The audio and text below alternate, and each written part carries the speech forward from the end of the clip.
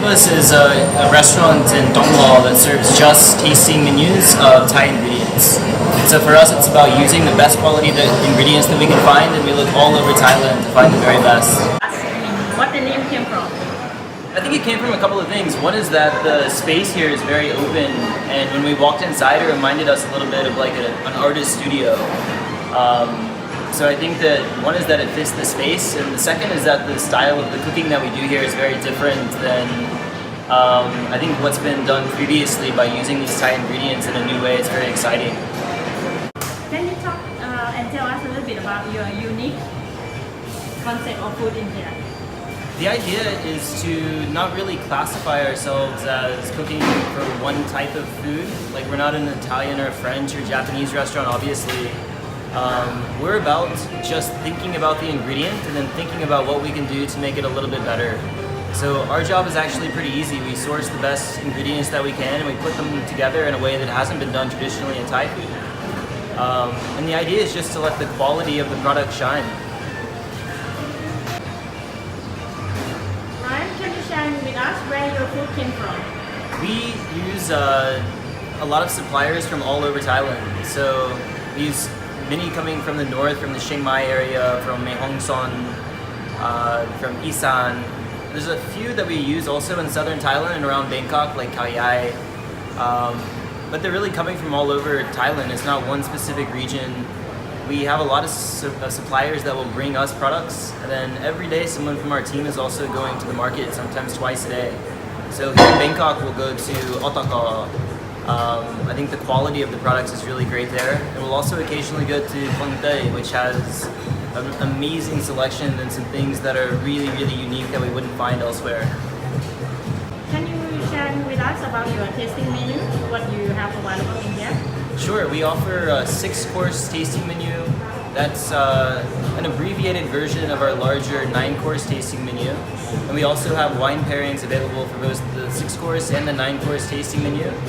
In addition, we have a bar upstairs with several different cocktails and spirits, and a selection that's curated by our bartender, who also works with a lot of local ingredients and does really interesting things. Tell us a little bit about what we're going to have tonight. Sure, we always start with snacks. And so tonight we have 3 different snacks. We have a clam that's been lightly poached, a sorbet of green mango with some fresh green peppercorn and wild pepper leaf. We also have a sunchoke that's served with a puree of sunchoke, some green chili and a bit of green chili salt. And we have a rice cracker, which is really common in the street food here. For ours, we're using the salted mackerel that's been lightly grilled, and then we use dok kajon or cowslip creeper flour for that. So everyone gets to start with a few snacks that are not listed on the menu. Our first actual course is crayfish. And so these are crayfish that we've sourced from Buriram.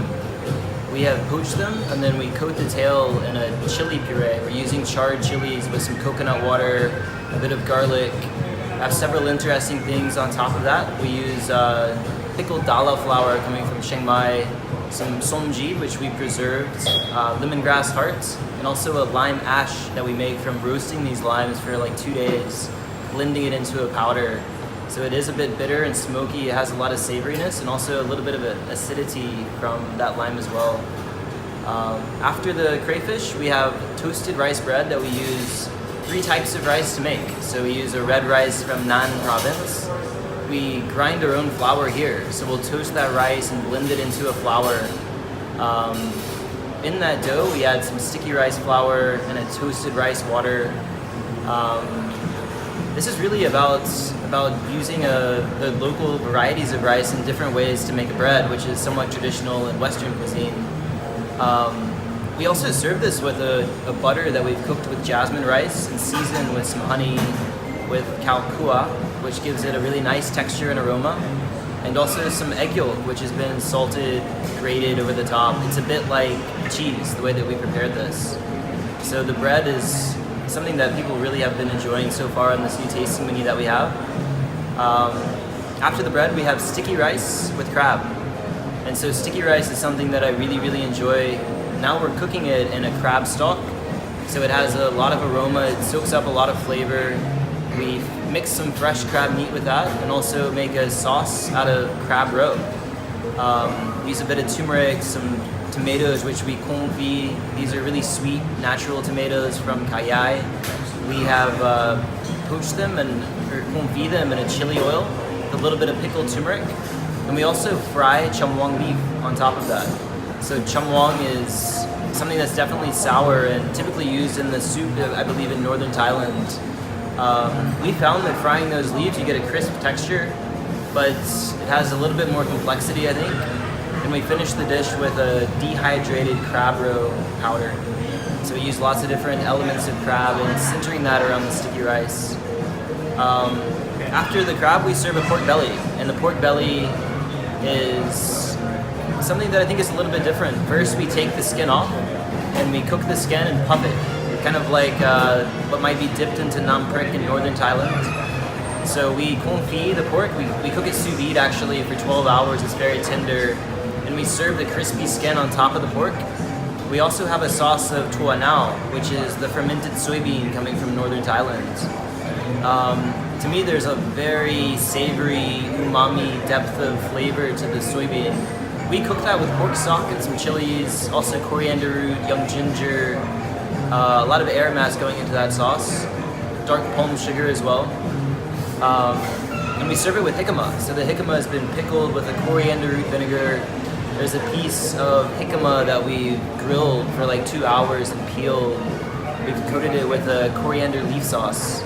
And we've also got a powder that we make from soybean as well with lots of different spices. So for the pork, it's very savory, it's a bit sweet. There's really a lot of umami flavors going on.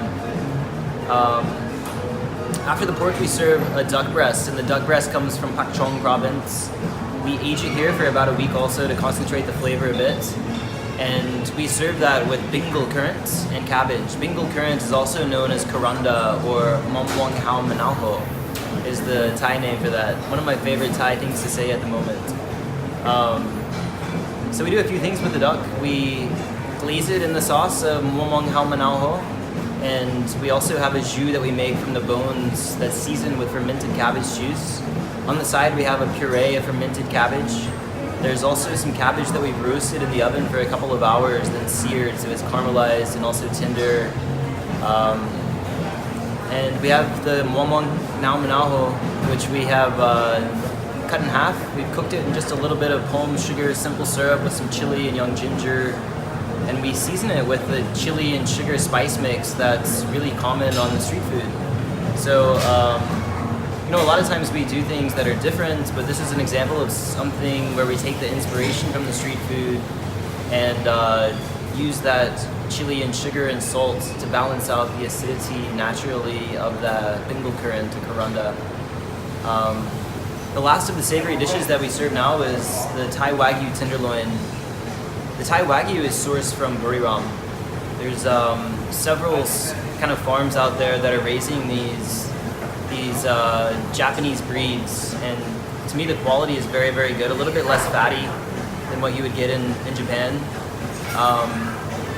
With the tenderloin, we're using a preparation that's not too different from shabu, where typically it would be dipped into a hot broth. We're also dipping it into a hot broth briefly to barely cook it, and then pouring more of that broth over the plate. So we have some mushrooms that we serve with this also.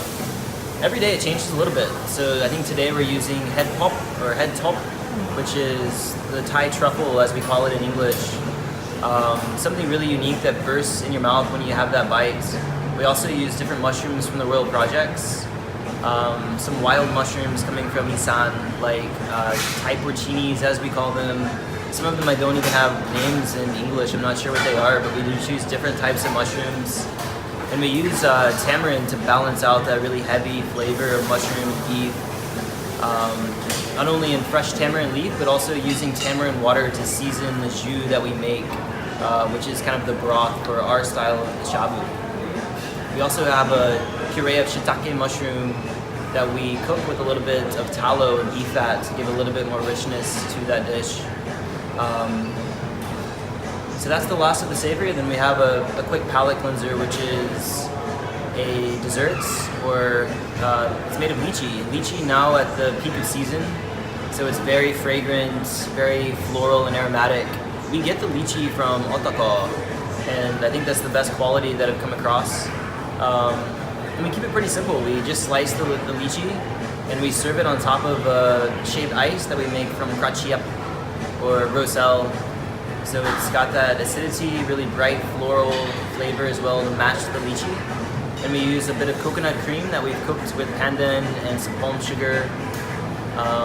Really light and refreshing. And that moves into our banana desserts.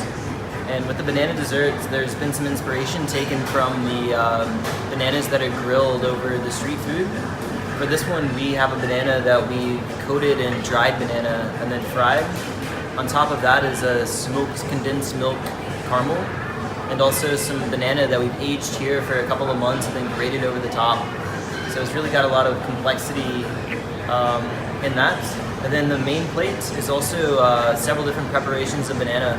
We have a smoked banana ice cream, a condensed milk caramel, a banana leaf oil, a sort of mousse that we made from charred banana, and then also a sheet of charred banana and chocolate. And the chocolate is coming from Chanthaburi. It's one of the few places that we can now source chocolate from in Thailand, and the quality of it is very, very, very good. We do finish the meal with a petit four. So each person or each guest is served 3 bites of a few different things to kind of send the guests off the best way that we can. And that's with a piece of pineapple from Phuket. We roasted that for 3 or 4 hours and glazed it in some dark palm sugar. We have a black sesame meringue filled with a ganache of also the Chanthaburi chocolate. And we have a chew pastry that we flavored with pandan and filled with a coconut cream. So that's our menu.